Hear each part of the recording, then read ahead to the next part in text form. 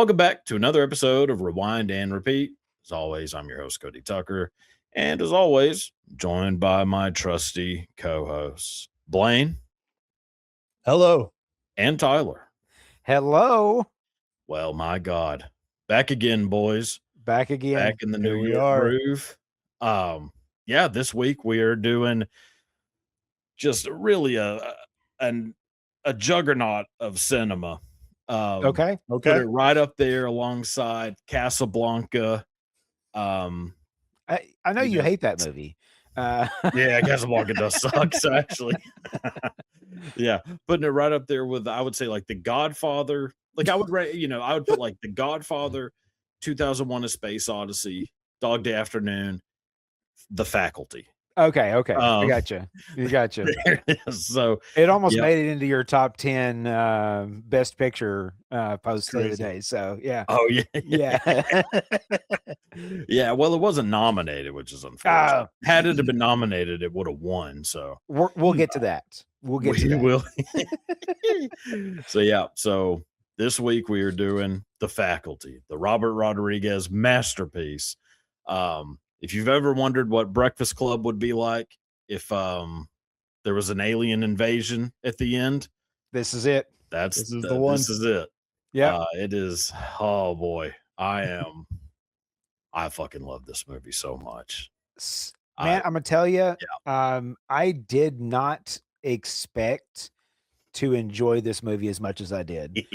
The thing that I have found every time we revisit something that I haven't done in a long time, I'll tell you, it's a little bit of a mixed bag. It really is. But this one, I really, really enjoyed it. It was fun. It was super fun movie. Blaine, what about, had you seen this before? I can't remember. No, I had not. I thought I did, but I have not seen this movie before. And I liked it. It wasn't everything for me, but no, you had to have been there, Blaine. Yeah, I guess I would have had to seen it when it came out for it to have been like. Granted, I was 5 years old when it came out. Probably would have been crazy if I was in kindergarten watching that for the first time. I would have had nightmares. I would have been scared shitless for weeks. But now, I kind of. I don't think I saw it that early, but it was very early. I do remember seeing it super, super early, renting it from This is another Blockbuster rental for me, like very young. And I've seen it so many times since then. We've done a lot of movies that I haven't seen in a while, but I have seen a lot. This is not one of those. This is one I've seen a lot and have watched regularly. I would say over the past 10 years, I've watched it at least a couple times a year, maybe if not more. Yeah, I just love this movie. I put it on to fall asleep to. It's an easy weird watch. movie to fall asleep to. I fall asleep to way weirder movies. True. I fall asleep Exorcist, to Deliverance sometimes. Yeah. The Exorcist. Yeah, earlier I was about to take a nap, put on The Conjuring. And see, that's a go-to. Hell no. Yeah, that's not a fall asleep. I've fallen asleep to The Conjuring at least, and I'm not even bullshitting, at least 100 times. And I fall asleep within like the first 5 minutes. I mean, I sleep like a baby. Okay. Pretty much after the Annabelle part. Like I'm asleep. Demons and fucking possessions and all kinds of good stuff. Yeah, it's like a lullaby. Cody wakes up from his dreams like, that was nice. Yeah. I got killed. Levitating. Yeah. Sideways above his head. There's a cross up my ass. Yeah. Now, granted, I do have some horrific dreams. Oh, it makes sense. Like some of the most fucked up things imaginable happen in my dreams. But I kind of enjoy it. It's not real. So yeah, that's true. Yeah. For instance, I might cut this. Who knows? I had a dream the other night that somebody was every time that I opened my bedroom door, there was a person standing at the door with a plastic bag over their head, like being suffocated, that was filled with spiders, and they were just screaming inside the bag. You need help. Yeah, you should. And I would just open the door, and the person would be there, just like screaming, their head like shaking back. Call me tonight after this before you go to bed. Hey, let me tell you something. now you know exactly what I'm going to go as for Halloween. So, oh my god! I mean, they're so vivid too. My dreams are so fucking. Someone's just gonna ask why this little kid running around has a plastic bag on their head. Somebody's gonna be trying to help you get back home. Yeah. There's a turtle. He got stuck. Oh my god! Yeah, where's Greta Thunberg? When you need her? Stuck on a boat in the ocean. Yeah. So The Faculty released December 25th, 1998. It's a Christmas movie. It is so weird. Listen, I did not see this in theaters.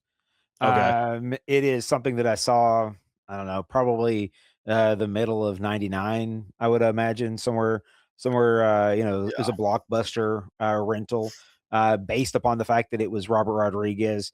And like the fact that and you're going to talk about, its total box office. It made its money back, so it definitely did that. But listen, had it not come out on Christmas, it would have been a completely different. It would have had a completely different trajectory than what it actually ended up with. Good or bad? Yeah. Wait. Do you think? Yeah. I'm confused. Do you? I think it would have been. I think it would have done a way better had it not been released on Christmas. I mean, because it made $63 million, but this was at the height of the writer is what's Kevin Williamson. Kevin Williamson, yeah. And so this is at the height of Scream, and this is the height of I Know What You Did Last Summer, and this was expected to be the next iteration of that. But they released it at Christmas, which is such a weird time for them to be able to release this kind of movie, and it just did not receive the same it did not track the same as what they had anticipated for it. See, that's interesting because I don't get the impression that they were expecting this to be some massive success regardless. I mean, Kevin Williamson got brought in later basically to rewrite the script. He was, I mean, he was involved obviously, but Robert Rodriguez was sort of well known at the time. He had done let's see, I think I had it written down. He had done Desperado and From Dusk Till Dawn. Dusk Till Dawn, yeah. Well, but From Dusk Till Dawn wasn't a massive success. Was not a massive success. And Desperado kind of was. He wasn't some household name. I don't know. I think that's, like you said, it made 63 million on a $15 million budget. That seems pretty fair for there's no stars really in the movie. I mean, for the most part. Now all these people are well known, but at the time in 1998, I know. It's just that's what I'm saying. Everybody. So it was originally supposed to be directed by Kevin Williamson, and then it ended up being directed by Robert Rodriguez. Is how it ended up playing out, and everybody that was on set because of the success of the Scream franchise and because of the success of the I Know What You Did Last Summer franchise, and then just how all those blew up. Everybody that was making the movie, and Elijah Wood talked about it, and Josh Hartnett talked about it, and some of the other cast members talked about it. They expected this to be they were going to be household names because of the launch of this movie and the success that this movie was going to have. I mean, just from the way that everybody was building it up and everybody was talking about it to them and around them. And then it just it made $63 million, which is fine. It made its money back, but it just was not superstar propelling for the everybody involved in the way that they thought that it was going to be. That is true, because none of these people became famous from this movie. They all were famous from the movies they did right after this. Yep, absolutely. Elijah Wood is somewhat known because he's in The Good Son, getting punked out by fucking Macaulay Culkin the whole time. What a bitch. I mean, this is the same kid who can't handle getting stung by a couple bumblebees. And meanwhile, I mean, you're just getting absolutely murked up by this son of a bitch. You are downplaying one of the most traumatizing scenes. Look, I didn't give a damn. Just keep an EpiPen on you and grow a pair. I mean, says the guy who goes to sleep watching Annabelle. I get it. Exactly. Yeah. I'm toughening myself up mentally. There you go. Not so much physically. physically. No, I'm still That's hilarious. Just a big old bowl of mashed potatoes. But yeah, and then Josh Hartnett would become famous later. Yeah. So which we'll get into the cast too. So that does make sense. Do you think that it has anything to do with the fact that it did come out on the same day as Patch Adams and Mighty Joe Young? Isn't that crazy? Same day. It's also, I mean, because everybody goes to the theater and Christmas to have it's those feel good movies. Exactly. Nobody goes to watch an alien invasion. It's just not what a Christmas movie is supposed to be. So weirdly enough, Blaine, do you remember when we did The Exorcist?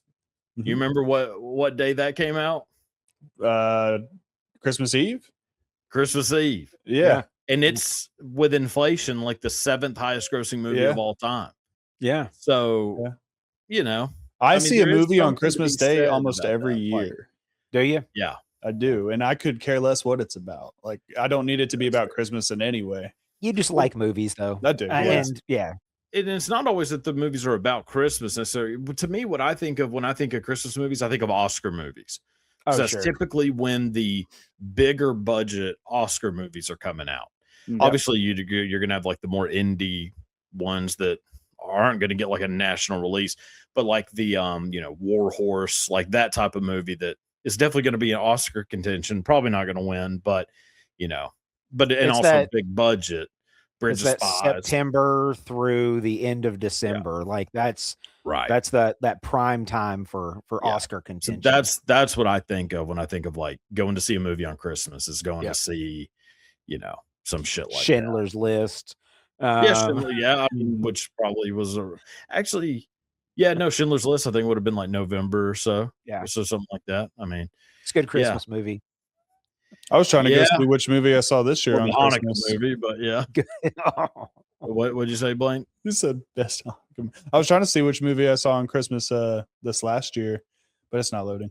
Yeah, well, when you find out, get back to us. Just Marty raise Supreme. your hand. Huh? Oh, Marty Supreme. Yeah. Oh, Jesus. Yeah, nothing getting screams happy holidays like that horse shit. Yeah, good Lord. Gwyneth Paltrow and Timothy Chalamet in a movie together. I'd rather scoop my eyeballs out with a grapefruit. She doesn't remember being in this movie either. I wouldn't either. I mean, she was acting alongside a human piece of fucking 2x4. I love Chalamet. I know you do, but I hate him with a fiery passion. Yeah. But I hate Gwyneth Paltrow with an even fierier passion. There you go. I don't care how many crystal eggs she shoves up her snatch. Goop. Yeah. Okay. Yeah. Poop. More like poop, Blaine. Poop. Poop. Yep. Sue me, bitch. No. Okay. All right. God, I hope so. But also just, a thing that I'm going to start doing just for shits and gigs. Number one song when this movie came out. I sure picked a hell of a time to do this. I'm Your Angel by R. Kelly and Celine Dion. Oh, wow. Yeah. Did you know they had a song together? I did. Yeah. Oh. I had suppressed that memory until this moment. I think a lot of people have suppressed their R. Kelly memories. Yeah. Oh, no. Yeah. But, I mean, two beautiful voices. Oh, yeah. I mean, say what you will about Celine Dion, but say what you will about R. Kelly. But two just absolute, gifts from God or Yahweh, whatever the fuck. Yahweh. So I've just figured I'd throw that in there. Now I think it's kind of fun interesting. Fact. Yeah, just a little fun fact to give it a little bit of to try to cement it in a moment in time. There you go. This also happened the same week that the impeachment was filed against Bill Clinton for the Lewinsky scandal. Really? So that's that happened Monday. So this is the time of our timeline. Have sexual relations with that woman. That's a great Bill Clinton. That's perfect. Better than Clive Owen. Jesus. All right. So the cast and crew of the movie, directed by Robert Rodriguez, which we mentioned. Blaine, we're inching closer and closer to Spy Kids. We're getting close as hell. We are touching the rim, son. Judy Cortez, you're right around the corner. This is an over the pants HJ for Spy Kids. We're getting there. that sentence is going to look real origins. weird on a transcript. Yeah. So Robert Rodriguez, like we said, had done Desperado in 95, From Dusk Till Dawn the following year, and then 98 does this. Pretty good run for Double R. Yep. And then he does Spy Kids in 2001. So, yeah. And then Robert Rodriguez would just continue to make fucking awesome movies because he's an awesome director. Written by Kevin Williamson, which you mentioned. He had done the Scream. He's written every single Scream movie, all 7, which is, there's no way that's ever happened before. That somebody writes the original and every sequel to it. Especially 7 sequels. Yeah, I know. Like, yeah, it's crazy. There's no way. I mean, George Lucas, did he write? He wrote the 3 originals, but didn't direct all 3, right? Yeah. And then he wrote the 3 prequels. Correct. So there's 6. So, but still. And then he also did I Know What You Did Last Summer, Halloween H2O. Yep. My second favorite Halloween movie behind the original. Yeah. And he also did Josh Hartnett's first movie. Yeah. I mean, basically first movie. Or maybe his first movie. I don't know of anything else he was in before that. But that's a great Halloween movie. And he did the movie Cursed. Cursed is a great movie. Yeah. Blaine, check it out. Okay. It's good. Werewolf movie with Christina Ricci and Jesse Eisenberg. Okay. And he also created Dawson's Creek. So in the midst of all this like horror and, he makes Dawson's Creek and Vampire Diaries. Yeah. Kevin Williamson's done pretty good for himself. Yeah. He has had a really, really good run for what, 30 years, 35 years? Yeah. I mean, that's amazing. Like I did not know he did Dawson's Creek. Yeah. Rest in peace, James Van Der Beek. I'll be donating to your GoFundMe pretty soon. Don't worry. Got to keep that mansion. All right. So the movie's sorry. I might have to cut that, but so starring Josh Hartnett as Zeke. Oh, Josh Hartnett's fucking awesome, dude. He is awesome in this movie. Zeke? So awesome. He's awesome. Like, I'm so glad he had a resurgence. In recent years. Then we have Clea Duvall as Stokely. Yep. Big Clea Duvall fan. Zodiac. Really? Okay. I mean, not really. I just remember. I mean, she just doesn't have a tremendous. She was in Zodiac. A little. She's in prison. She's the girl in jail that I've been trying to figure out where I know her from for so long. She's been in other stuff too. I just can't remember. Was she in Girl Interrupted? I feel like a lot of girls like Clea Duvall were in that movie. And then we got Laura Harris as Mary Beth. Hadn't really done much else. Jordana Brewster. Blaine. I know that had to have made you pretty fucking happy, didn't it? Seeing one of your Fast crew members. Seeing one of the family. One of the family. It was so fun seeing her. Yeah. She was a lot better in this than she was in Fast and Furious. I'll tell you. Yeah. I wonder why, Blaine. It's because those movies suck ass. Oh, come on. They're so much fun to watch, though. Exactly. That's fun movie versus good movie. There's like this movie, it's really not that good. But it's fun. And so Jordana Brewster, great, a complete bitch the whole movie. Love it. And plays it so perfectly. Yeah. Great job. Sean Hattasey is Stan. He hasn't really done a whole lot. I think, isn't he on The Pit now? Yeah, he's in the Pit. He's a doctor. And he is also on the new Catch Me. Nope, not Catch Me If You Can. Hide and Seek. Hide and Seek 2. He is he's one of the main guys in that as well. Okay. Good for you, Sean. And then Elijah Wood is Casey. Yeah. Great. Yeah. So we knock off all the cliches. We get the Breakfast Club. Yes. Like we get that, we get the goth, we get the jock, we get the burnout, we get the nerd, we get the Delilah, whatever you want to call the prom queen, I guess you want to say. And then the only one that doesn't fit in, Mary Beth. She's the new girl. She's from Atlanta. And then also starring, I'm just gonna run through them real quick because I mean there's a lot of people in this movie. Like crazy cast. Salma Hayek. Yeah. Oh boy.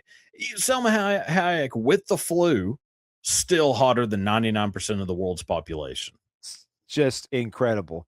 And look, I'm certain that she did this as a favor to Rodriguez because she's in it for like 3 scenes, and I think she's only got like 2 or 3 speaking lines in the entire movie. So yeah. Well, she wasn't really like a massive name at the time.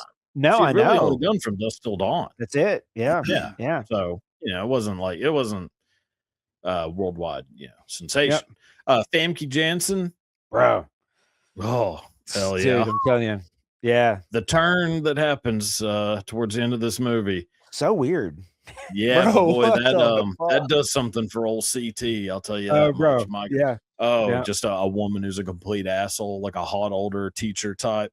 Yeah. Who just tells you off. She wanted like Zeke so bad. Dude. Well, is it Blaine? We'll get into this, but it seems like she might have got him. It sounds like she did. So, and we get Piper Laurie, the mom from Carrie's mom. Yeah. Chris McDonald, aka Shooter McGavin. Shooter. BB Newworth, also super hot in this movie. Oh yeah. Robert Patrick, who is God, just firing on all scary cylinders. As fuck. Terminator 2, love him. God, he is amazing. So awesome. The brother of, do you know Tyler? His brother is the lead singer of a band. Do you know the band? No. Filter. No shit. Richard Patrick. I had no idea. Robert Patrick. I had no idea. Brother. Yeah. We get Usher, a young Usher Raymond. Usher Raymond. Raymond. Like you could tell the difference between when the movie was filmed and then whenever the movie came out. He had blown up because he's on the poster and he has no business being on the poster. None at all. I asked myself all these other question faces, at the end. and then Usher's head giant. It's so funny. Yeah. It is weird. I know. I that did not even cross my mind until just now, but that is hilarious. Yep. And then Jon Stewart with a goatee. So crazy. So weird. Yeah. When he was trying to be an actor. Yep. Yeah. And then a brief cameo by Summer Phoenix. Joaquin Phoenix's little sister, and John Abrahams from the Scary Movie. From Scary Movie and Meet the Parents.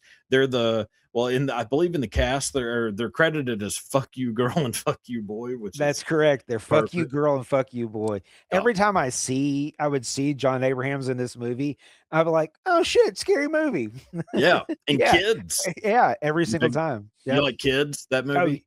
Do I like it? No. Well, Is it good? Yeah. Yeah. I love that movie. Blaine, never seen it. What's it about? Just watch it. Watch it right before you go to sleep one night. Just it's a children's film.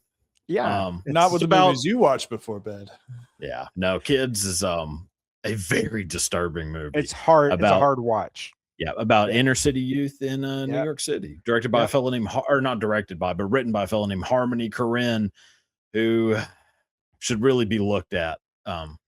Isn't that also like Gummo and he all did that Gummo, Spring Breakers. Yep. Yeah. It's a rough one. It's a rough one. But John Abrahams is in that. And Summer Phoenix, good Lord, so hot. Oh yeah. She definitely got the River Phoenix side of the. Definitely got the River Phoenix side, not the Joaquin Phoenix side. Rain. Yeah. So good for her, Yeah. So yep. And time to kick into memorable moments. That covers all the basic details. So first memorable moment I got the intro. I like the intro with the Offspring. The Kids Aren't All Right playing. Yeah. Love it. Great song. Great band I picked for our last movie. I know. I was thinking as soon as it played, I was like, ah!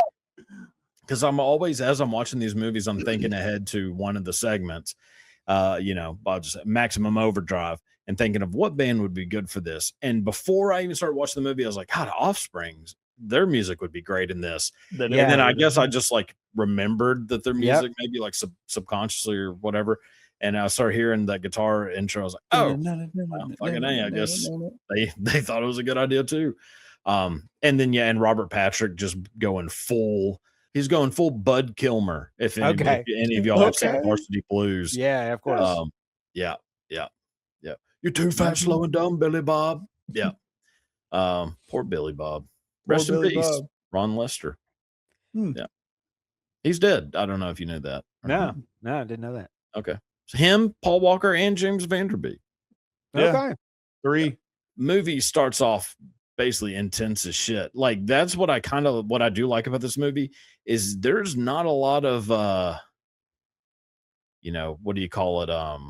Filler. Like setting the scenery and not disposition.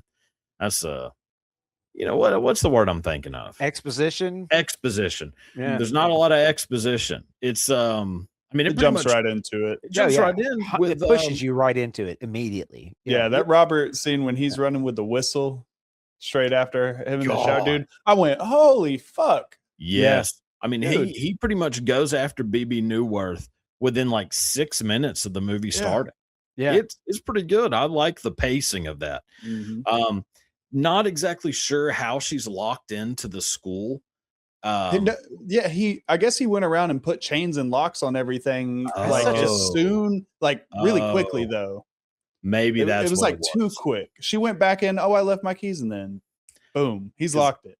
I am thinking that she goes into the school to grab something from her office, and as soon as she goes in, she just chains up the doors and locks them up. Oh, you're really taking the safety thing to an extreme.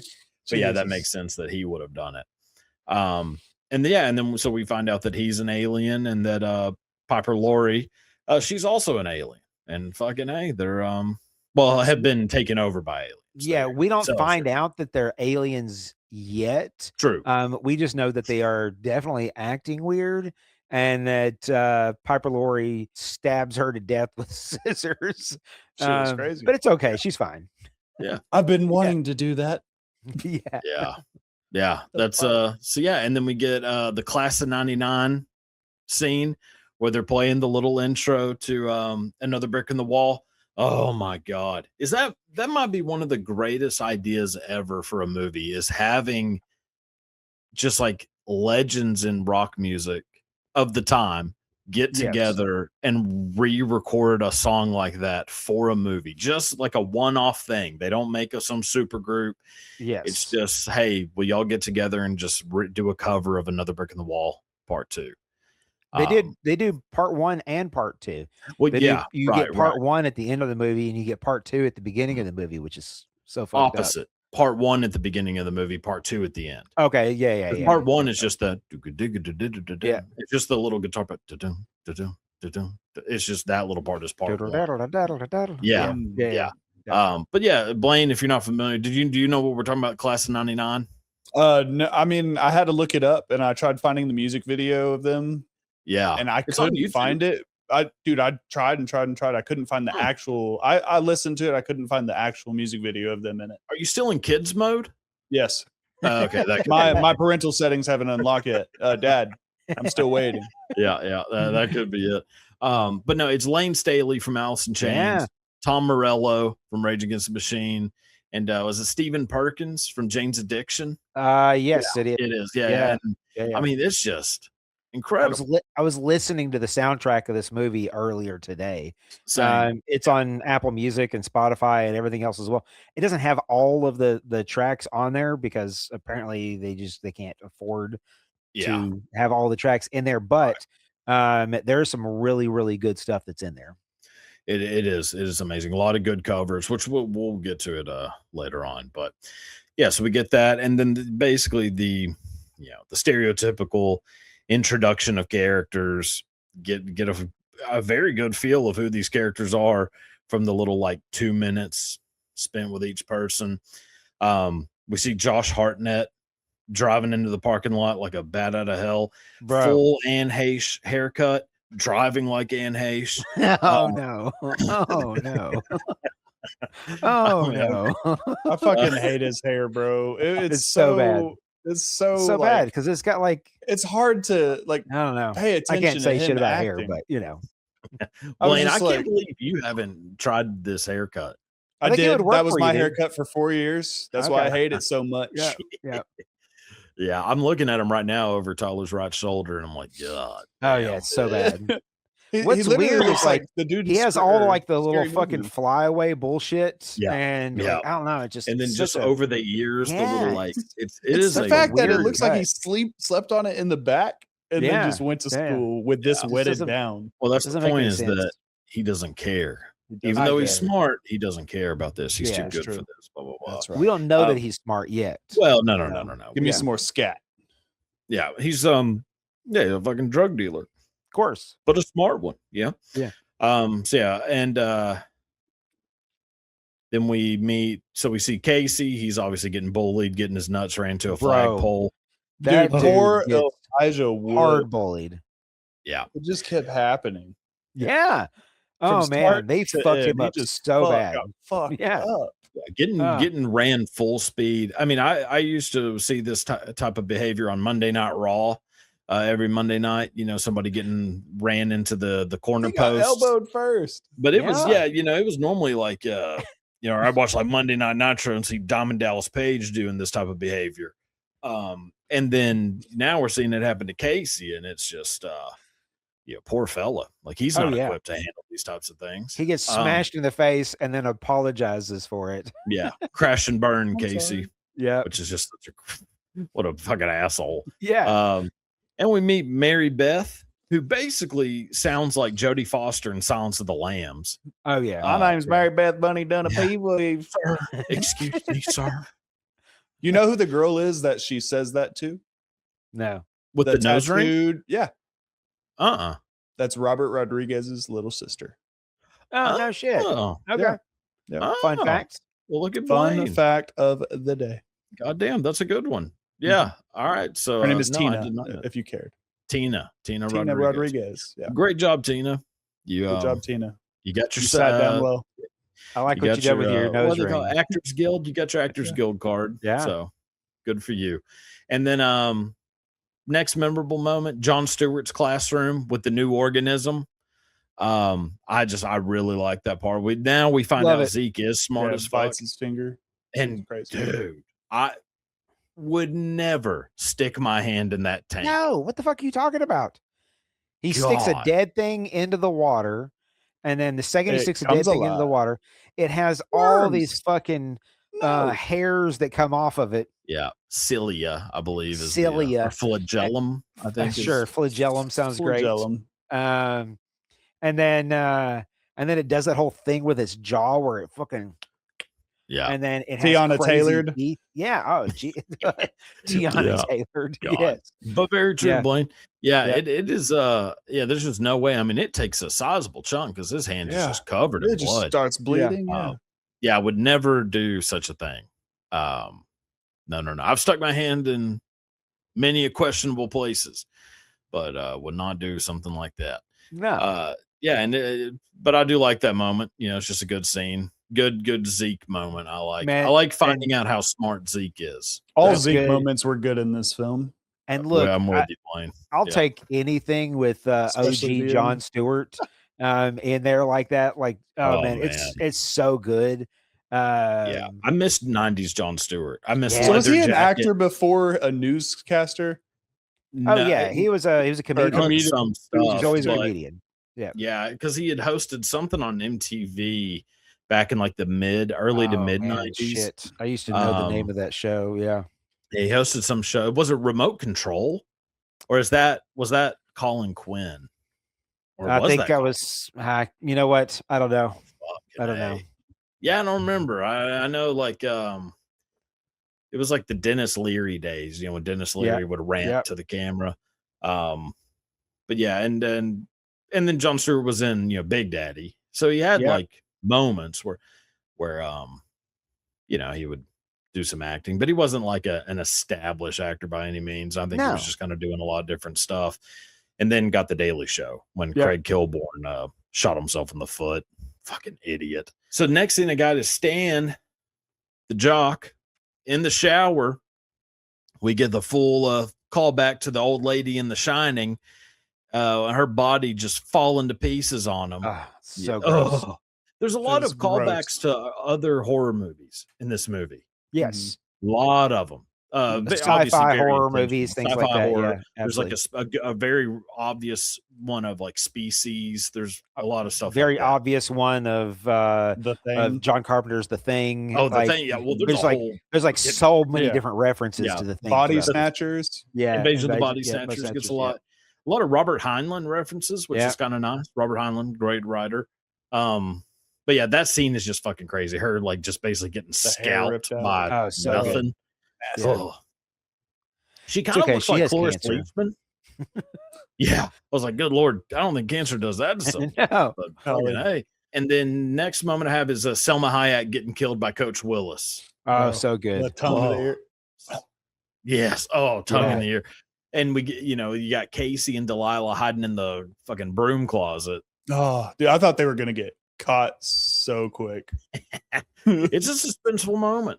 Yeah. Very suspenseful moment. And it's just a good scene. Yeah. And Selma Hayek gets killed, but not really.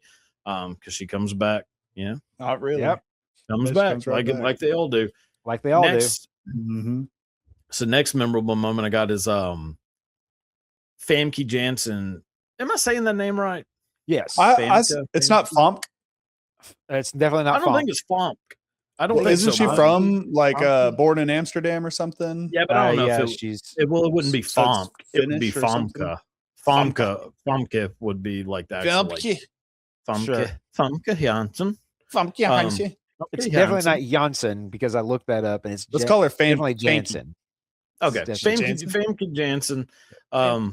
Jean Grey. That's what I put. I said Jean Grey. So incredibly hot. Jesus Christ. Yeah. Well, this scene, God. why it's memorable.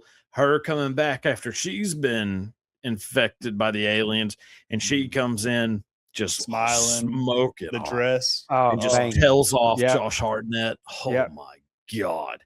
Yeah, this might have been a turning point moment in me as a child. Seeing this. Like, everybody has their, the thing that set them off to, whatever path they went. Next memorable moment. Am I missing anything yet? Anything I've skipped that y'all want to point out? Mm-hmm. Okay. Next one I got is Jon Stewart's fight scene. Jon Stewart getting the pin in the eye is a great scene. I mean, great effects, practical effects that look fucking not great, but it's great and not great at the same time. Oh yeah. Some of you guys noticed all the dummies every time something would happen. Like at the beginning when the car crash happens and she pulls the bitch out of the fucking driver's seat of that car, it cuts to a dummy and she's pulling a dummy and then a real person falls on the ground. I know. Well, the CGI is worse. So it is worse. It's just copy paste. It's like that late 90s. I mean, it's Mars and Attacks. they used a tremendous amount of practical effects in the movie. So I'm glad that they used a lot of practical effects in the movie. Yeah, I think it's the right amount of balance between practical effects and CGI. Yeah, Jurassic Park, like Jurassic Park, I think does the perfect balance. You do it when you need to, but if we can do it practically, we will do it practically. Mm-hmm. That just works out so much better. And this movie tries to do it. They just obviously don't have fucking Steven Spielberg money. Well, they don't have like John Carpenter like team. So true. Yeah. But I like that part. And we find out that scat, the drug that Josh Hartnett is cooking up in his meth lab, is the kryptonite to these aliens all along. So drugs can be good. Little caffeine boost. Listen, kids. Test it out. Danny Masterson. I forgot that. Danny Raperson. That's Yep. That's why he's wanting to buy all the scat. That's exactly why. It's just a good scene. It's a weird scene, but it's good. Like, that they just keep asking, do you have any more? You have any more? Because they're wanting to get it out of their hands so they can dispose of the scat. Yeah, man. And it's just so good. But yeah, seeing Danny Masterson in this movie is like, ugh. Yeah. Well, also the movie is produced by Harvey Weinstein. All day. Yeah. Harvey Weinstein is the reason why Robert Rodriguez is the director of this movie. So fun fact. Harvey Weinstein had good ideas as a producer. Listen, he was a great producer. Listen, like, it's the whole separating the art from the artist thing. Right. And I know that's really, really hard to do with Harvey Weinstein because he is such a horrendous piece of shit. Well, and his bleeds into the art because it was it wasn't like he was, problem. Not that it makes it any better, but it wasn't like he was doing this to people who have nothing to do with movies. Like when you watch this movie, it's hard not to, and I have no reason to believe that it happened on this movie, but it's hard not to think that when you're watching it, like, did something happen? Did an actress who was auditioning? I don't know. You have to kind of think of that, which does sort of fuck up the movie a little bit. I mean, it's still the movie, and it fucks up the movie whenever I see that, like the Dimension logo, or Miramax. Well, here we go. Yeah, Miramax. Dimension and Miramax are the two, and so anytime I see those, I'm like, oh boy, So I got to put an asterisk on this one. So yeah, I get it. Yeah, Blaine, are you familiar with the Weinstein thing? No. Are you familiar with Harvey Weinstein? The base. Okay. Yeah. Gotcha. So next memorable moment, which this is such a great moment of this movie, is the trip to Zeke's meth lab, aka like it looks like the set of Young Frankenstein. I mean, beakers and shit. Like all he's doing is mixing caffeine pills. Stolen science equipment. Yeah. It's caffeine pills crushed up. It's just caffeine pills and some Tylenol and some household cleaners. Like I can mix that shit up in a bowl and pour it into it too. Business. Let's go. Yeah.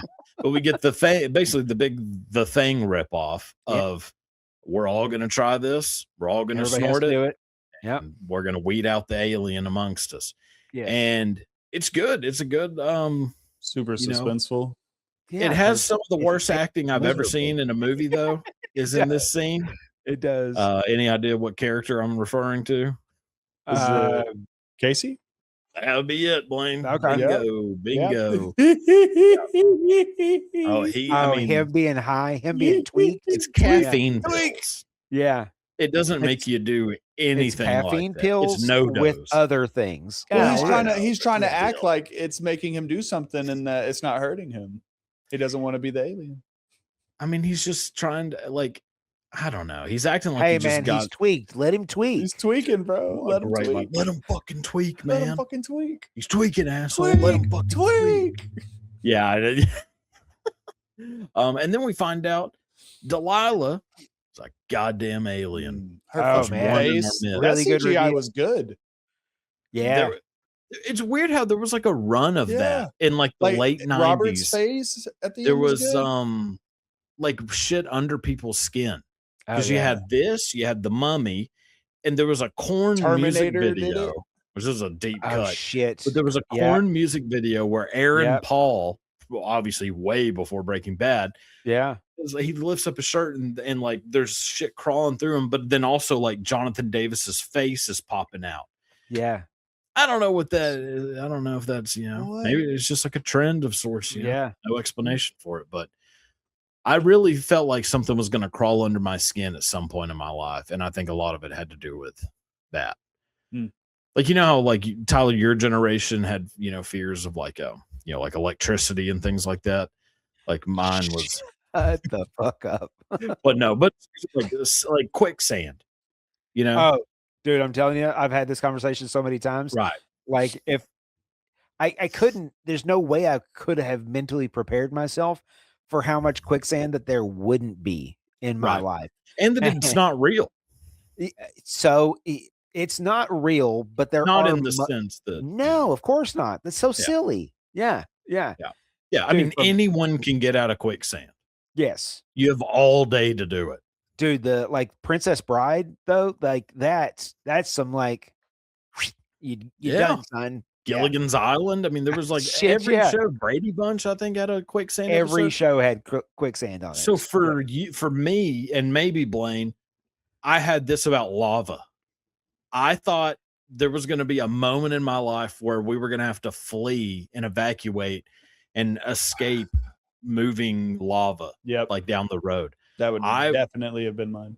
100% believe that was a fear. But we had 2 volcano movies come out when I was a kid. Yeah. And we learned more about volcanoes in school than we did damn near anything. Like what's the Pierce Brosnan volcano movie? That's Dante's Peak. Dante's Peak. That's so there's right. Dante's Peak and Volcano with Tommy Lee Jones and Anne Heche, aka Josh Hartnett. Yeah. And then Dante's Peak is my favorite of the two, though. Oh, Dante's Peak's a million times better. Yeah, it's the Pierce Armageddon Brosnan, Deep Impact thing. Yes, 100%. Yeah. Deep Impact is a better movie. We're agreed on that, right? You said that it was. I said you're full of absolute dog Listen, shit. It's a better movie, but it's definitely not more enjoyable. Armageddon is way more enjoyable. Yeah, Armageddon. One has Michael Clark Duncan, one doesn't. So That's I'll let true. You fucking that out. One has an Aerosmith soundtrack, one doesn't. I get it. Yeah. Owen Wilson. Yeah. Wow. So then I get the fight in the gym with BB Newworth, which I think is a great moment where Zeke, they do a pretty good job at making you question, like, shit, is BB Newworth not an alien? Like, maybe they are making a mistake. Zeke grabs that gun and Oswald's her ass. Just puts one right in her forehead. She was just like, I'm scared, and this, that, and the other. And then it's Elijah Wood, and he's like, oh man, like, what are we doing? And then pow. I'm like, oh, you just fucking killed somebody. Yeah, you killed your just principal. murdered a teacher. Yes. Yeah. I mean, and then we find out Zeke knew what he was doing. Knew what he was doing. Alien. Yeah. But then in this moment, Mary Beth pours all the drugs on BB Newworth. Yeah. To make sure she's an alien. So we think. At this point, Blaine, do you know who is the head alien? I have a good idea at this point because of the references, and like, of course, Mary Beth doesn't fit into any of what's happening at all at any fucking point in the story, and then she's referring to the main person as her and the queen and all this stuff, and I'm like, and the fact that she doesn't even act good, like to play a high schooler that's trying to fit in with them. She sits in the back of every scene like, I know what I'm doing. I'm going to kill all of you. Don't pay attention to me. That's good. Yeah. It's good. Good detective work. Yep. And then next moment, Stan, the old jock, quits the football team, all these things. He's going to change his life around. Well, tough shit gets turned to an alien. And we get one of the creepiest scenes. I love it. Definitely the creepiest scene in the movie. Yeah, that was good.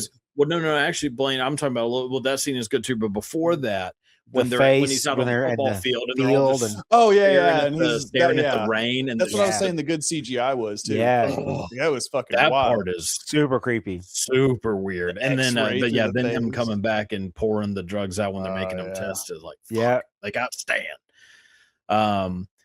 Then I got just the big battle, the huge battle that just goes on. I mean, pretty much damn near to the end of the movie. We get, a good Casey versus Delilah moment. A good Zeke versus Famke Janssen where he badass is driving, recklessly through the car and sends her right into the school bus. Sends a dummy, another dummy. Sends a dummy, and then the dummy is so decapitated. Which that might be the worst scene of the movie. Actually, is the decapitated Famke Janssen with the tentacles, very Mars Attacks ish. It was supposed to be. Gray. It was supposed to like pay homage to that part in The Thing where the head like has the legs and then fucking scuttles off. It's super weird, and like the CGI is a little, and her face is just completely frozen the whole time. Like it's clearly just a photo of her face that's been CGI'd onto I think it might actually be like a rubber head. I don't think so. You don't think so? I looked at it. I was trying to look pretty close. I was like, God, this looks bad. It does. It looks like so. There is a scene in Jurassic Park where they had to CGI Ariana Richards' face onto the stunt woman, and they just do it for like a second, but it looks like a corpse, because it's just a frozen face with no movement while everything else is moving. This is what that kind of looks like. It looks like they just did that and put it on a CGI rendered woman's head, just like a base like model kind of thing. It looks bad. It does look bad. Yeah. And it's creepy though. Yeah, and then we find out Mary Beth, sweet little Mary Beth, was the head alien the whole time. And then proceeds to kick the shit out of what's her name? And then Stokely. and Casey, Stokely, and Casey. And she ends up, and I mean, infecting everybody. I mean, infects Stokely, begins to infect Casey. He starts getting them the little shits through his face. And face worms. Oh God. Gross. Anything going in and out of skin like that, bro, it's such a fucking gross moment. Oh, it's so gross. Yeah. Did you think so? Then obviously they stab the fucking alien with the powder, with the scat, and it dies. Blaine, since you had never seen this movie, did you think it was going to come back to life? That last moment, come back, and no, you didn't. Oh, I thought. I've seen this movie so many times. Even this time watching it, I thought, oh yeah, doesn't it pop back up one more time? Nah, it never does. No, I was like, because I think the music kind of dies down. Exactly. Which is what my point is, like, typically in a horror movie. No, I see what you mean. Like it should pop back up. Yeah, like one last scare, and then they shoot it or something. Right. Ain't no gun. Screen. With Skeet Ulrich. No, I think the reason Jimmy Kennedy points it out. Like, this is the moment where the killer comes back alive one last moment. Yeah. The things in his face died and fell out, and that's when I was like, oh, it's dead. Yeah. That's fair. Dude, I'm telling you, like, that of all the things that happen in this movie, whenever she goes and like fucking shoots all those worms and they go into his skin, like, to me, of all the horrifying things in the entire movie, this is the single most horrifying moment. Oh man, it's so bad. I think I'm with you. I think that's the creepiest moment. I don't know, that scene on the football field creeps me. I've got the scalping and the fucking scalping is gross as fuck. It's gross, but there's just something about burrowing under the skin. It's visceral. Oh Jesus Christ, man, that just it does something to me. All right, and then saves the day. Everything's good, and we get the end. Find out Zeke is on the football team. That makes no sense. Weird. He most likely is now banging Famke Janssen the way that 100%. She's like waving at him in the bleachers and shit. Like, it's very girlfriend boyfriend thing, which at this point he's probably 24. So shit, I mean, might as well. It's just that didn't make any sense to me. Him being on the football team. No. And Clea Duvall pulls an Ali Sheedy from Breakfast Club. No longer goth. She's wearing floral patterns. Beautiful. Yeah. Floral patterns in spring. How original, whatever. Her making out with Stan. Yeah. Yeah. I mean, it's full Breakfast. It's a happy ending. Yeah. It's a good happy ending. Oh, and Casey. Yeah. Casey and Jordana Brewster. Yeah. Dude. Casey and Delilah just smashing. Yeah, and Casey's on the cover of People magazine and Time magazine. There you go. Getting news interviews and all famous and shit. But also, so was Charles Manson. So let's not act like that was a big thing. Jesus Christ. I mean, I don't know. But yeah, and but Charles Manson didn't have sex with Jordana Brewster. There you go. So there you go. So I mean, I don't know what the conjugal visit list said, but I imagine she wasn't on there. And yeah, that's the end of the movie. That's the end. That's it. That's the Faculty. So I do like there's a couple moments after, like, when the credits roll, like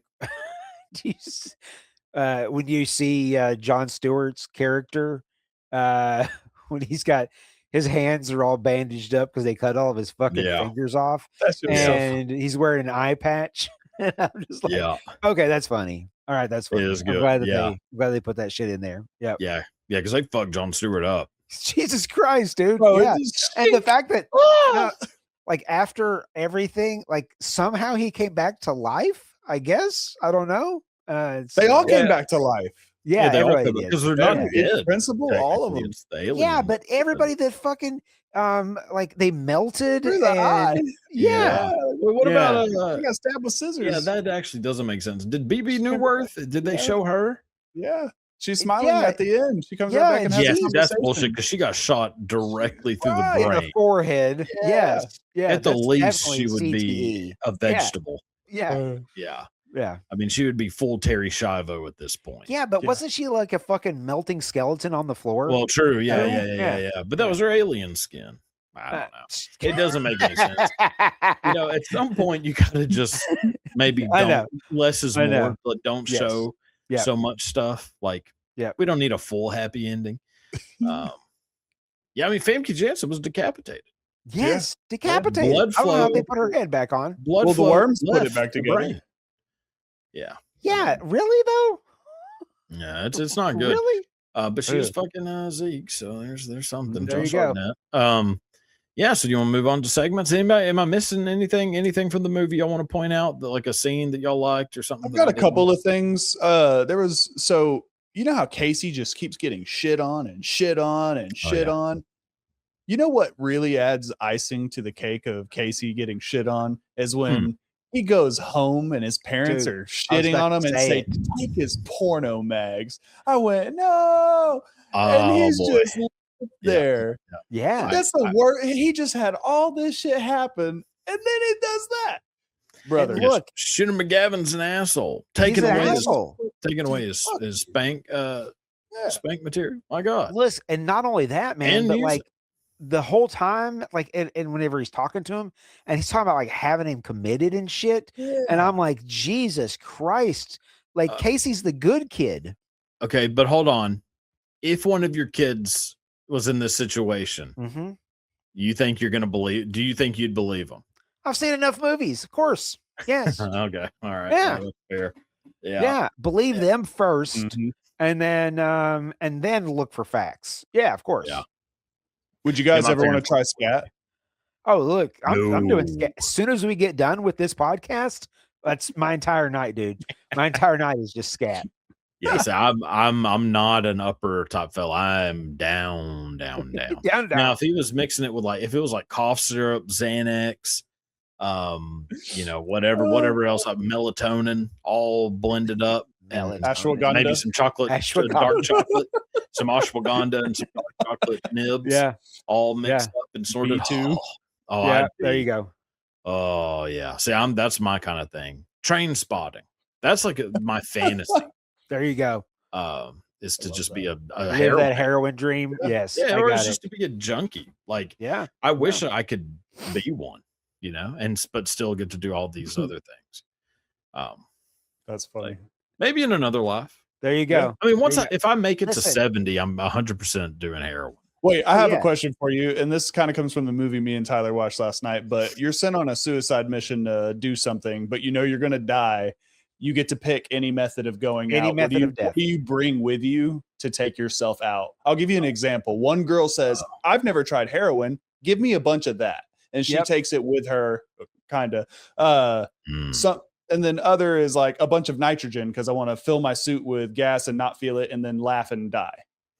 That's mine. So for me, because they're in space. Yeah. Okay, but this doesn't have to be space for you. No, okay. So on ground, my fantasy is to go to the Grand Canyon and do a bunch of like hallucinogens, and then do a is it barf bag from holes that lets himself get bit by the rattlesnake. Yep. So I would take a rattlesnake and let it bite me, Cleopatra style, and I would just fade out in the middle of the desert. Space, like I'm 100% into the Grand Canyon. No. Like I would be on a cliff. No, I would be at the Grand Canyon. Yeah, gotcha. On the glass bridge, snakes everywhere.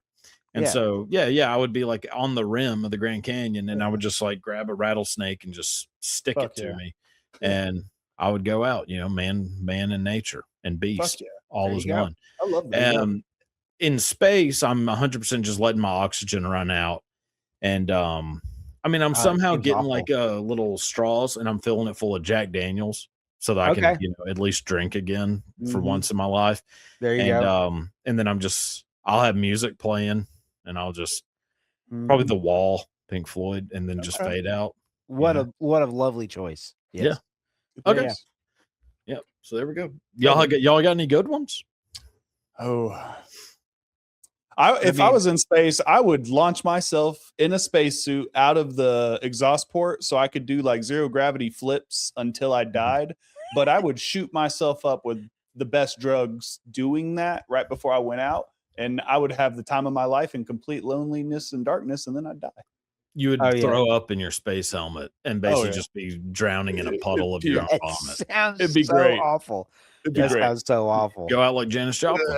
Jimi Hendrix, Janis Joplin. Let's just name a couple. Yeah. John Bonham. Tyler, you got a good one? No.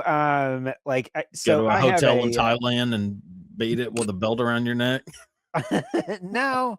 If I was going to do it, I would do it in definitely like a very painless way that was like quick.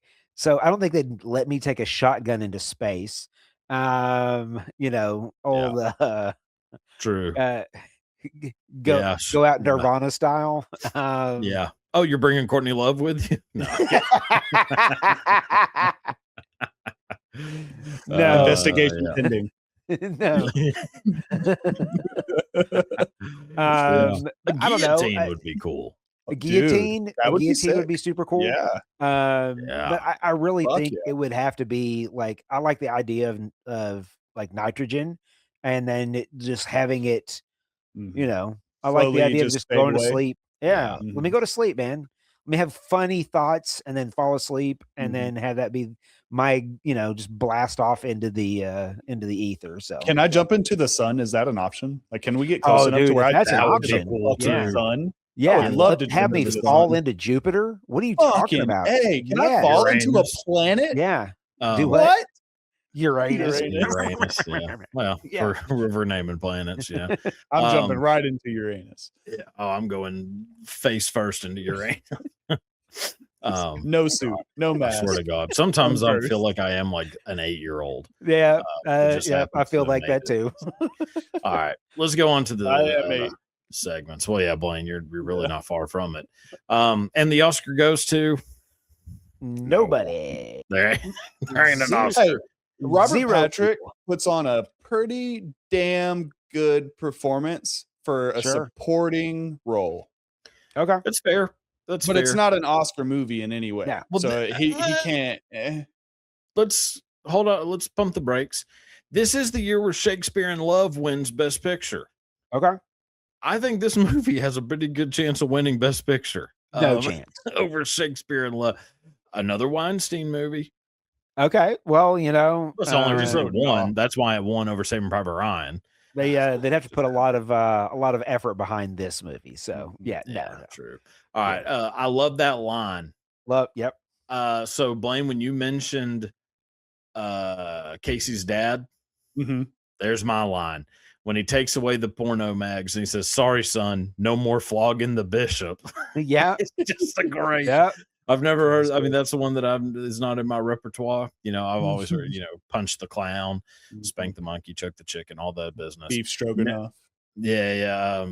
Jerk the gherkin. I've never heard flog the bishop, but I will definitely be using that one. Pull the pud. Pulling pud is one I've heard quite a few times. But so yeah, Blaine, what do you got? Favorite line of the movie? I love when Stokely said, "Get a fucking eye, dog," to Stan, and he says, "Well, maybe if you didn't paint your fucking eyes shut." Yeah. That's a great moment. Yeah, good moment. That's a great comeback from. Yeah. Tyler, what do you got? Mine is when Stokely says, "It's usually at this point when someone says, 'Let's get the fuck out of here,' and then Stan says, 'Let's get the fuck out of here.'" Yeah, that's a good one too. Absolutely. Yeah. Honorable mention. I got Mary Beth. No, I'm not aware of any lesbianism in my lineage. I love that. I love that. It's a good moment. Yeah. Good line. All right. Scene stealer. I mean, it's tied. Yeah, I have one name, Josh Hartnett. That's my top. But I think Robert Patrick, you could kind of make an argument for. Yeah. I have a different one. Who do you have? Famke Janssen? No, for me, it's Christopher McDonald. It's Shooter McGavin. Every time I see him, I'm like, Shooter. And I just can't. I can't. Every time I see him. Not that his not that his acting is spectacular by any stretch of the imagination, but every single time that I see him in any movie that he is ever in, I mean, he's Shooter McGavin. Come on, Dream. Dude. Yeah. I know. That's a good one. So wait, Blaine, who did you have? You had Robert Patrick? Mm-hmm. No, I had Josh Hartnett. I had Josh Hartnett, but I said he ties with Robert Patrick, but I picked Josh Hartnett as my first. So we're same page. Yeah, we're all on the same page. Sales pitch scene. Scene that you would show someone to try to get them to watch the movie. Blaine, what do you got? What's the scene? I've got the end when Stan's running away from the football team, and it starts with his face opening up all scary like, because I want people to know it's an alien movie, but maybe not that everybody's an alien yet. It's just scary, and that shit had me like I would be running too. That's terrifying. I got the Thing scene, them all trying the drugs, just that whole moment, with all the way up to Delilah. I have that for a different category. I think that in that moment, though, I don't think that they should show Delilah turn, because if you're using this as a sales pitch, you don't want to show all your count all your eggs. No, that's definitely not a thing. For this count all your eggs? No, that doesn't. Put all your eggs in the basket. Yep. Light bulbs and pencils. All right. So smoke break scene. Best scene to go outside and have a smoke break. I have the football game. Yeah. At the beginning? Me too. Yeah. No, not the beginning. Yeah, that's not the training. Middle-ish. I mean, it's whenever they're it's Stokely and Stan go to the game. Yes. What song is there's a song anyways, but there's that scene and they're looking at all the teachers and the faculty in the stands. Like they all know something weird's going on. The best part of that scene is when they go out there and clothesline that dude and he does a complete fucking flip and then lands. That's the best part of that entire scene. Every other part of that scene, just, it's kind of showing like Friday Night Lights and, the movie was technically filmed in Texas. So, I mean, it all makes sense. Dallas in that area. It's very Fast Times at Ridgemont High football scene. 100%. Where Forrest Whitaker is just fucking lighting people up. People getting put off in like stretchers and shit. All right, Maximum Overdrive. Entire soundtrack of the movie has to be songs from one band or artist. Who do you pick? Tyler, who do you have? So I have two mentions. One is, I mean, look, we could have all chosen The Offspring, but the two that I pick are Garbage. Speaking of Courtney Love, and I think that Garbage definitely has a place throughout it. Like there's a lot of the songs, but my second choice and probably my favorite is Smashing Pumpkins. There's a lot of good Smashing Pumpkins tracks that could have carried this movie as well. Okay. Smashing Pumpkins would be a good one. Yeah. Blaine, who do you got? I've got Arctic Monkeys.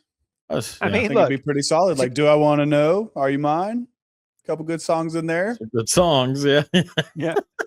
It's a really good Blaine choice. It's the Blaine choice. Yeah. It's a really good Blaine choice. I have a Seven Dust. Okay. Never heard of it. Yeah. I know you haven't, Blaine. Yeah. You do yourself a favor and listen to Seven Dust. They got some good songs. Yeah, and I mean, especially at this time, this is like their first two albums, which are, this is where most of their hits come from. And it just has that feel, of this movie. Well, for Creed It and Weep, this is kind of interesting here. Yes. Well, so for Creed and Weep, the category is you have to put the chorus of the Creed hit song One Last Breath somewhere in the movie. Correct. But we already have a Creed song in this movie. Yes. Well, not a Creed song, but a song done by Creed. My God, I just wanted to take a moment to say I'm glad that happened. That we have Creed It and Weep. Yeah. Well, so for that though, where are y'all putting One Last Breath? The chorus of One Last Breath. Blaine. So the scene where Shooter's dropping Casey off at school. Okay. And when he's walking away and Coach Willis walks up to the car and starts talking to his dad and they both look back and he looks back right there. Just start playing it. Yep. So that was what I was gonna put. I have when Josh Hartnett starts speeding in the car with Famke Janssen to launch crash through the windshield. Okay. I just think you just kick that fucker in during that car chase and then have the chorus, the hold me now is whenever he buckles up and gets ready. And, mine is when he takes his porno mags away. That's great. Dude, because Casey is at his absolute lowest. Yeah. Like right there in that moment. And he's just like, oh fuck. It's so much so that he's got to climb out the window and then he sees like that faculty moment. members outside. Like that. Yeah, man. That's just I must be going insane. Yeah, he's having a hard time right there. Oh my god. Maybe 6 feet. So far down. Yeah, that's all right. Well, that's great. Are we still good on that category? Y'all like that category? That's fun. It's the dumbest thing, but I love it. Okay, good. Just want to make sure. Just trying to check the temperature. Are we sure this person is acting? Yeah. I'm going Robert Patrick. That's who I put. Okay. I mean, I've never seen a movie where Robert Patrick isn't like this. No, he's always like that. I have Dragon. I was thinking Robert Patrick, but somebody whose name hasn't been brought up in this movie is Daniel von Bargen. The fuck is that? Oh, one of the bald teacher? Yes. Yeah, he's really good. But he plays the teacher in almost everything. So he's a teacher in a bunch of shit, and he's a cop in a bunch of shit, and everything that he does is delivered almost the exact same. He's Chief Grady from Super Troopers. He's the sheriff from Oh Brother. Like there's a tremendous amount. He was in Law and Order. Like there's a tremendous amount of roles that he has had through the years where it's and not to pigeonhole anybody into very specific acting, but he always plays like a variation on that same style of character. I accidentally went and did a deep dive that I probably should have just left alone. He had a really, really bad end of life. He died 64 years old. He was silence. he had oh man. It wasn't a moment of silence. He had a failed suicide attempt where he shot himself in the head. He had diabetes. They had cut off one of his legs. He ended up having a whole bunch of shit amputated off of him. Like it was bad. Jesus Christ. What an awful, awful, awful demise. I know, dude. I know. As soon as I started reading it, because I was like, oh, let's see. And I looked on Wikipedia and then I'm reading and I'm reading. And I'm like, oh, I probably should not have looked any of this up. So there you go. If I have to carry that with me, you do too. Thanks. Yeah. All right. Modern Mako. Oh shit. Here we go. Modern Mako. Wait, how far away was this movie from 9/11? I kind of abandoned that, but we'll just say about 2 years. 2 years and 3 months. Okay. Yeah. Pretty close. Yeah. 2 years, 3 months. Yeah. Perfect. So it's close. Yeah. But not close enough. No. All right. So Modern Makeover, remake this movie for 2026. All right. Give us your Casey. Yep. All right. Gianni DeCenzo. He's from Cobra Kai. Okay. Don't know who that is, but all right. I trust that it is a great You'll look choice. it up. Yes, sir. Listen, man, I think that every time that we do a movie where like the cast is all like teenagers, these are the hardest. They're hardest. These are the hardest ones. Impossible. Yeah. I dig so deep for these. Me too. Yeah. So deep. Me too. I know. I'm getting fucking tired of doing teen. I see names. I'm like, huh? Yeah. We need adults. It is tough. All right. So Blaine. So Tyler, who do you got for Casey?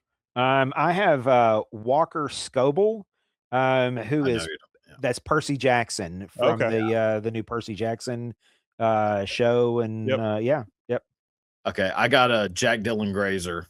Okay. All right. So for Stokely for 2026, I chose Stranger Things guest. I don't give a fuck. Maya Hawke. Okay. Very good. Yeah. Very good. That was my choice. Yeah. Well, suck bastard. my ass. My backup's not good either. Well, that just sucks, doesn't it, Blaine? Good Lord. All right, Tyler, who do you got for Stokely? Let's go Stranger Things. We're gonna do Sadie Sink. So, all right, Blaine, you want to put let's go Stokely? Fucking A, dude. All right, who you got? I've got Florence Pugh. Okay. That's it. I told you she was bad. It was not my choice. I had Maya Hawke for the whole time, and I couldn't think of anybody else besides Maya Hawke. Jenna Ortega was sitting right there. I would have. I'm not going to pick Jenna Ortega ever. I don't like her because I don't like her. She's just she's literally the Timothy Chalamet, and I don't really like him that much either. Oh, no, he's just the same fucking character in every movie. Wednesday's so good. Oh, she's the same character in every movie. Fallout. No, the Fallout and X is completely different. X is one of the greatest movies ever made. Oh yeah, definitely. Yeah. Have you ever seen X? Have you ever seen X? Oh, yeah, it didn't look good at all. I've never even heard of it. Oh, it's about school shooting. She survives a school shooting. It's fucking incredible. Yeah. But yeah. So all right. Well, there we go. So Blaine, good job. You get Florence Pugh. Terrible. Terrible. Now time for Delilah. You got Rita Moreno. No. I don't even know how to say her first name. Jodel Gomez. Jochito Gomez. She's in a Marvel movie, Multiverse of Madness, Doctor Strange. She plays the Star character. Oh, okay. Portals. Yep. I can't say her first name. Starts Xochitl. Oh, yeah. Oh, I know who you're talking about. Yeah, I don't know how to fucking pronounce that. Xochitl. It's Aztec for something. I don't know. Yeah. Tyler, what do you got for Delilah? Who's your 2026 Jordana Brewster? So my Delilah is Madeline Klein. She's in I Know What You Did Last Summer, like the new I Know What You Did Last Summer. Yeah. I had to go pull my people from like all of these movies that are out right now. So yeah, that's fair. I went Isabella Merced. You know, she plays a Dora in the new Dora movie, like the live action one. Yep. Just looks like Jordana Brewster, kind of. Sure. All right, Stan, who's going to replace old Hatosy? I got Rudy Pankow from Outer Banks. Okay. I also have an Outer Banks character. Okay. Oh, I think I know what you're talking about. But yeah, that's who I got. Tyler, who you got for Stan? I have Gavin Casalegno. He's in the Summer I Turned Pretty. Okay. Yeah, he's getting some like some buzz. Yeah. Well, he's going to be in a 2026 remake of The Faculty. So. Oh yeah, there you go. For him. There you go. Yeah, according to everybody on the Ruggen comments. Yep. Yeah. Who's producing it? Blaine. Produced by Kevin Spacey. Blaine, who do you got as Stan? Drew Starkey. Who's that? He's in Outer Banks. He plays Rafe Ward. Oh, okay. Yep. That's good. Madeline Klein's also in Outer Banks, if you didn't know. Yeah. So Blaine, who do you got? Josh Hartnett in 2026. I'm gonna take a Netflix Stranger Things character and go with Charlie Heaton. Okay. Oh, that's your Zeke. Yeah. That's my Zeke. Okay. Yeah. That's a good Zeke. All right. Tyler, who do you got? Mason, is it Thames? Timms. How to Train Your Dragon? I think it's Timms. Yeah, Mason Timms. Timms? Yeah. That's that's the river. That's how you pronounce the name of the river. That is correct. Yeah, that's my Josh Hartnett. Okay. That's a good one. I got KJ Appa. Okay. That's good. From Riverdale. Yeah. All right. So Mary Beth. Yes. For Mary Beth, I mean, it's an obvious one. I think McKenna Grace. That's mine. Okay. Yeah. I didn't pick McKenna this time, and I always do. Tyler, who you got? So McKenna Grace was my number one, and so I'm going to go to my backup. My backup is Millie Alcock. Damn, that's my backup from House of the Dragon. Supergirl. Man, she is. Yeah. That's my backup. Good. Also, is Millie. But my first choice is Mia Goth. Okay. Yeah, man. Okay. Yeah. Hey, you got an old cast there, Blaine. I know he does. I know. He's got a bunch. I know. He's got a bunch of boomers playing teenagers. I know. Yeah. And this is like in a Not Another Teen Movie when the old lady's like pretending to be a Selma Blair. Wait until you see what I do with Coach Willis. Okay. We're gonna make him young. Did you have Octavia Spencer playing Coach Willis? All right, Blaine. Who do you got for Coach Willis? Patrick Schwarzenegger. Okay. All right. What the fuck is wrong with you, Blaine? I think he would play a great Coach Willis. I mean, it is good. It's just he's younger than he's younger than that. I know. Yeah, I know. That's what I'm saying. Yeah. I'm saying my other choice. Frank Abagnale situation. Let's see if y'all have my backup. All right, Tyler, who you got? So I'm gonna give like what I think should be like the answer, which is Josh Hartnett. Okay. Listen. Interesting. If you're going to remake this movie, why would you not have all of the original members of the kids play the faculty, all of the faculty in the remake? Yeah, Delilah is Famke Janssen. Dude, my backup for Coach Willis is Sean Hatosi. Like, that's my backup. Like, and he would just he would nail it. But Josh Hartnett, that's the answer. Okay. Josh Hartnett is a fucking great one because he has gotten kind of big. Like, like he looks more stout. You know, he's not skinny. Josh Hartnett he's the coach. Anymore. He looks like a coach. Yeah. I'm very torn because I had 4 names and I feel like all 4 of them could be pretty good. I'm going Kyle Chandler. Okay. Full Friday Night Lights. Yeah. Just clear eyes, full hearts, can't lose. All right. So love, hate. So give me one thing you love and one thing you hate. Big or small, doesn't matter. Blaine, start us off. One thing you love and one thing you hate. So what I loved most was the suspense I felt during most of the movie, trying to figure out what was going on, especially during the lab scene, the whole thing remake where they're trying the drugs to see who was who. I loved that. That was really great. What I hated most was Zeke's haircut. That's fair. Yeah, pretty good. Fair. Yep, that's very fair. Yeah, Tyler, what'd you love most and what'd you hate the most? The thing that I love the most is how much I actually enjoyed this movie. Rewatching it. Look, I haven't watched this movie probably since like '99. I mean, like just really. Oh yeah, like it's been so long since I watched this movie that I have forgotten the vast majority of everything that happened inside the movie. And it was so much fun to go back through and rewatch the movie. I loved all the characters. I loved all the I love seeing every time a new wildly famous actor popped up. You would think it would be a cameo at this point, but you're like, oh shit, no, these are just all working actors at that particular point in time. Yeah. It was fun to be able to see everybody that showed up throughout this thing. It feels very much like watching. I mean, it's designed that way, but it's like you're watching the sci-fi Scream, and it was very fun, super enjoyable. Yeah. The thing that I hated, and there's not a whole lot that I hated about this movie. The CGI was kind of garbage. But apart from the CGI, it's a very dated, the CGI. And the other thing that I really hated about it was like, all the different tropes that are used in it, but that's kind of the whole point of the movie that you're watching anyway. So, even the thing that I hated, I kind of marginally loved. So, that's fair. That's good. Agreed. For me, thing I love the most is the soundtrack. I think this is a very underrated soundtrack. Yes. It's genius. I love that. So like in 99, I think it was when Detroit Rock City came out and they did the same thing where they had new bands cover 70s rock hits. Well, they kind of do a little bit of a similar thing with this. You got the Offspring doing the Kids Aren't their song. The Kids aren't all right. Soul Asylum does School's Out, which is so great. good.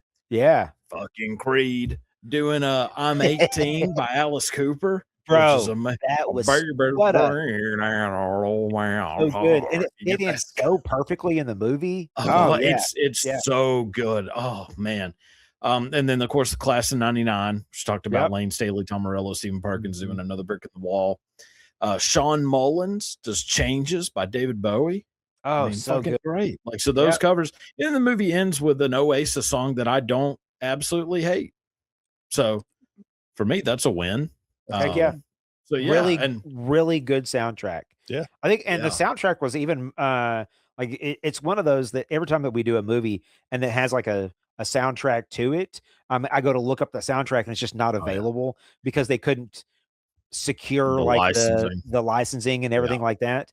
But you have to find them on YouTube. Yeah. But to go back and find like this is still a soundtrack that's available for purchase.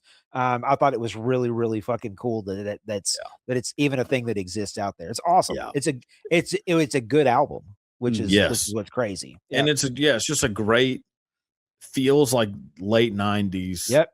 100% soundtrack. It's early Creed. It's early, like it's all this shit. It's just fucking great. It's Lane Staley just a couple years before he dies. I mean, Christ, man. Yeah. It's fucking perfect. And also just want to throw this out there. The movie is perfectly cast. Oh yeah. Every single person plays their role fucking perfect. So that's one thing, but the soundtrack still. And then what I hated the most, I mean, there's really not a lot to hate because it's cheesy, but it should be cheesy. So like I would say some of the dialogue is just like a little cringy, but fucking should be. You know, it's not. It's designed. It's Andrew Sorkin writing it. Yeah, I mean, no, of course not. You know, but and we touched on it. I'll say this. You know, the Weinstein stuff just sucks. It sucks that that you have to have that thought. I mean, you don't have to have that thought, but if you're a somewhat empathetic person, you're gonna have that thought whenever you see his name attached to a movie. It's like what young actress had to deal with some shit, if any. Maybe not. Hopefully not. Hopefully not. But you know. It's just it's a stink on any movie.